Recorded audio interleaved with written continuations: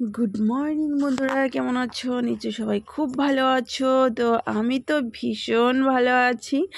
আর দেখো, এখানে আমি সকাল সকাল চলে এসেছি কাজ নিয়ে। তো আমার সকালবেলার স্নান করা, পুজো দেওয়া, রান্না করা সমস্ত কিছু কমপ্লিট করে এখন বসে গেছি কাজে। আর আজকের ভিডিওটা হচ্ছে একটা রিকোয়েস্ট ভিডিও।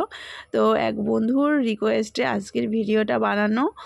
আর বিশেষ করে ভিডিওটা আমি বানিয়েছি অনেক দিন আগে, আর রিকোয়েস্টও অনেক দিন আগেই করেছিল।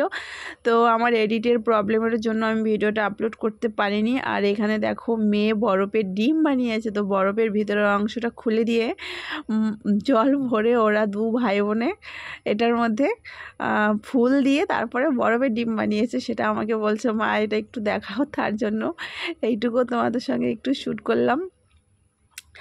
আর আজকের ভিডিওটা যে যেখান থেকে দেখছো সবাইকে অনেক অনেক ধন্যবাদ। আর যারা নতুন দেখছো, এখন আমার চ্যানেলটি সাবস্ক্রাইব করোনি, জলদি করে সাবস্ক্রাইব করে আমার পাশে থাকো। আর নোটিফিকেশন বেলটি কিন্তু অবশ্যই অন করে দেবে, তাহলে আমি নতুন নতুন যে ভিডিওগুলো আপলোড করব সবার আগে নোটিফিকেশন তোমরা পেয়ে যাবে। তো চলো বন্ধুরা, তাহলে ভিডিওটা স্টার্ট করা যাক।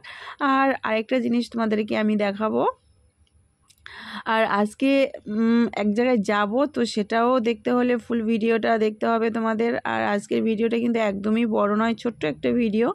আর দেখো, এই যে একটা পোকা গাছে তোমরা দেখতে পাচ্ছ, এই পোকাটা কি পোকা অবশ্যই তোমরা আমাকে একটু জানিও। তো এই পোকাটা গাছের সঙ্গে থেকে থেকে ফুল গাছ, কুল গাছ, তারপরে তোমার এখানে আমি কিছু শাক লাগিয়েছিলাম, পুঁই শাক, সব গাছের পাতাগুলো না সব খেয়ে নিচ্ছে। তো তার জন্য ভাবলাম তোমাদেরকে একটুখানি শ্যুট করে দেখাই যে এই পোকাগুলো কী পোকা, কত বড় বড় দেখো, দেখলে ভয় লাগে। আর যে রিকোয়েস্টের কথা বলেছিলাম, এই হচ্ছে গিয়ে সেই রিকোয়েস্টের মূল মন্ত্র। তো আলতা, আজকে আমি আলতা পরবো। আর অনেকে হাতে তারায়, তারপরে তোমার পায়ে আলতা পরে, কিন্তু আমার হাতে তারও তো মেহেন্দি পরেছি, সেটা তোমাদেরকে দেখাবো। এখন আমি পায়ে আলতা পরবো। তো বিশেষ করে আমি আলতা কখনো পরি না, আগে পরে আমি কখনো পরিও নি, তবে আজকে বিশেষ রিকোয়েস্টে আমি আলতাটা পরবো। তো জানি না কেমন হবে। আর আমার ছেলে দেখো এখানে বসে গেছে, এই ফার্স্ট টাইমে আমাকে আলতা পরিয়ে দেবে। তো আলতাটা সেদিনই আমি কিনে নিয়ে এসেছি, তোমরা ভিডিওতে দেখতে পেয়েছো।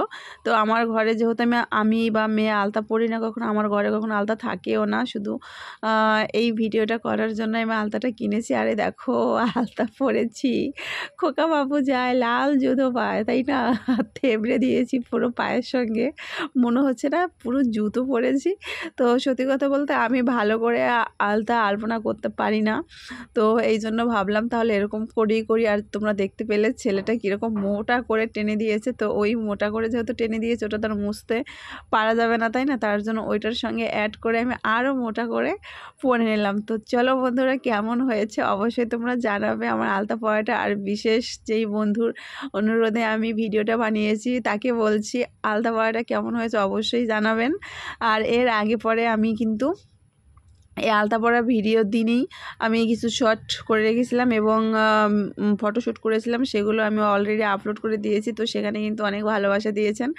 তো লং ভিডিওটা আপলোড করতে অনেকটা দেরি হয়ে গেল। তো চলুন এই আলতা পরা পা নিয়ে একটুখানি ভিডিও করে আসি।